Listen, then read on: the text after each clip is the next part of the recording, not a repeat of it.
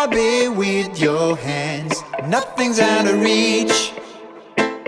If you really want something, if you need it, you can grab it with your hands. Nothing's out of reach. If you really want something. Hello all you wonderful people out there, welcome to Jamaican Experience. My name is Gabi and today I'm going to tell you about migrating to Jamaica with 26 years old. Remember to subscribe, like, share and comment down below, don't forget. So guys, I guess we all have our dreams, don't it? We all have dreams, maybe about having a lot of money, having a big house. My dream always was to live somewhere else, somewhere beautiful, lush greenery, beautiful people and warmer climate, that's for sure. Because trust me, German winters are not pretty. It can get very cold down here, right? So for my first visit to Jamaica, because remember, first we thought we're gonna move to Australia, but that didn't turn out because after I saw Jamaica, so I forgot about Australia. When I landed in Jamaica, I felt like I reached home. I don't know if anybody from you guys ever felt the same way, like when you're there at one place or you meet somebody, like, you know, you have this kind of deja vu experience, sort of, if that makes any sense. But that's how I felt about Jamaica.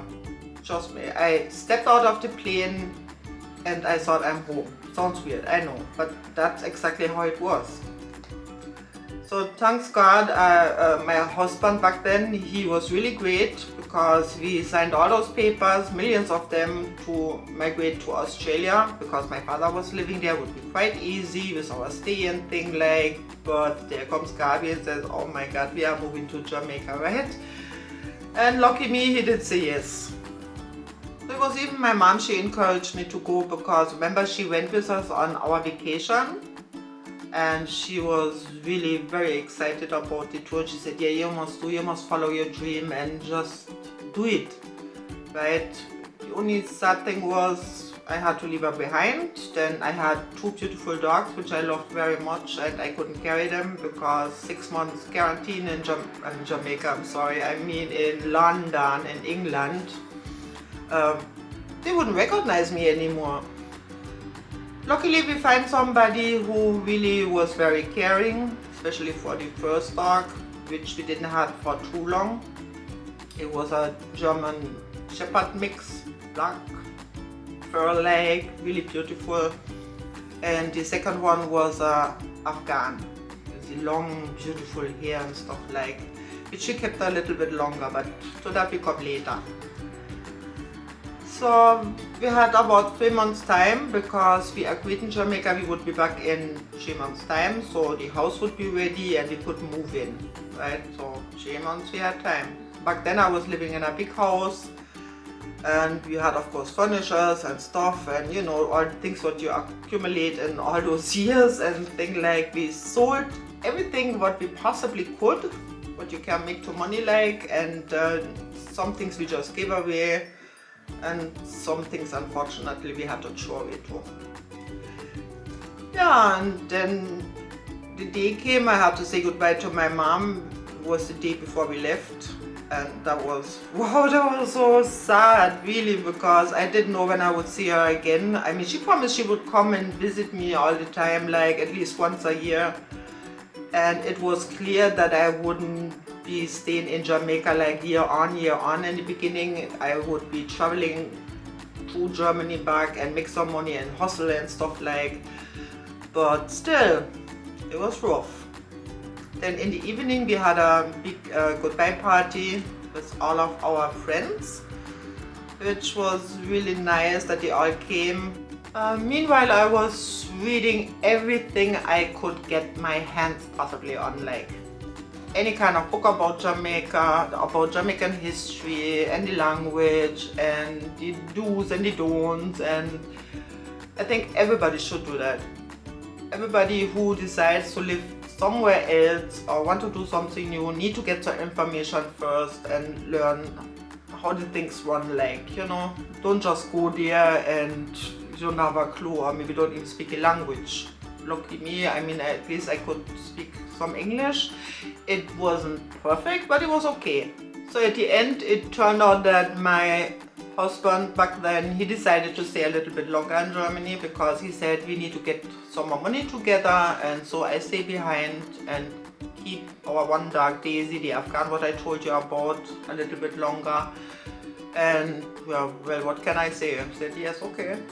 So me and my friend, we traveled all by ourselves with all our tons of luggage, making our dream come true. We are all the masters of our dreams. No matter what, no matter how little money you have or whatever you think is in the way or so, it's just you have to dream big, right? And don't make nobody not stop you. Because you always will find people say, are you crazy, or what are you doing, and so you don't have enough money and whatever. So just don't listen to them, just make it come true. That I really strongly believe in. So then the day arrived, and my husband, he drove me and my friend to the airport, to Frankfurt, which is about a 2.5 hour probably drive. And we had Daisy in the car, our dog, and she did know from days before that something was going on and that something wasn't so right. She was very attached to me, more to me than to my husband, and I loved her too. Later, when I arrived in Jamaica and I spoke to my husband for the first time also, he told me that she mashed up almost the entire interior from the car. She scratched up the seat, she bite in it, she did all kind of crazy things. She went crazy in there. I was so heartbroken, you can just imagine. Anybody who have pets know what that is like. But what could I do? Yeah, and then I remember when we were in Miami, we had to fly over Miami that time. And I think that was the first time it really hit us, for me, but I think my friend too, that we actually did. We were on our way to fulfill our dreams. And it was such a strange, wonderful feeling, like, you know, to finally migrate, finally live in this beautiful country with wonderful people and just make your dream come true. Yeah, and then after probably 45 minutes with Air Jamaica. Unfortunately, Air Jamaica doesn't exist anymore. It was a beautiful plane. You even had champagne on board. It was awesome. So sad that we don't have Air Jamaica anymore. Yeah, and then we finally landed in Jamaica. And I was home. To me, it was home. Up to this day, it is still home. Yes, I'm a German. I'm born in Germany, but my heart belongs to Jamaica, most definitely.